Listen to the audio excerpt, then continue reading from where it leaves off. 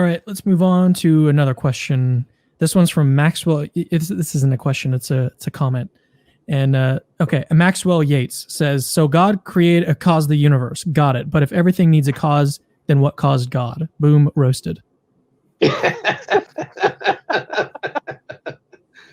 So let me take a stab at this one, and this goes back to something that I said just a little while ago.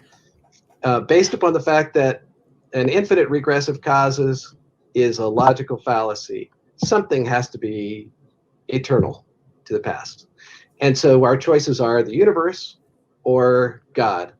And science has shown us that most likely the universe is not eternal in the past. And so most likely God exists and is eternal. What are your thoughts? Go ahead, Aaron. Yeah, I'm curious to hear what your thoughts are on this. Well, I think Ed Fazer has some great things to say about this, particularly that nobody ever actually, who is a respectable philosopher, ever made this argument beginning everything has a cause, precisely because it would lead to the problematic. It would not, nobody, in that case, you couldn't say God was uncaused. A cosmological argument always begins, it's equally much a reflection on the universe as it is about God. It looks at the universe and it sees some dependency or limitation.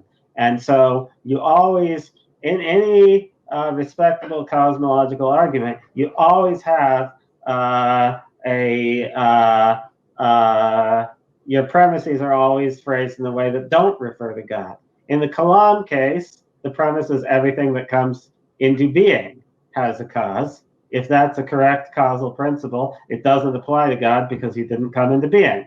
Other philosophers have looked at things like contingent. If something could have been multiple different ways, then we need an explanation for which of the ways it actually is. But if something was necessary, it can only be one way, then you don't need an explanation. So there's multiple ways people run these arguments, but no version of the argument that any respectable philosopher has constructed is vulnerable to that criticism.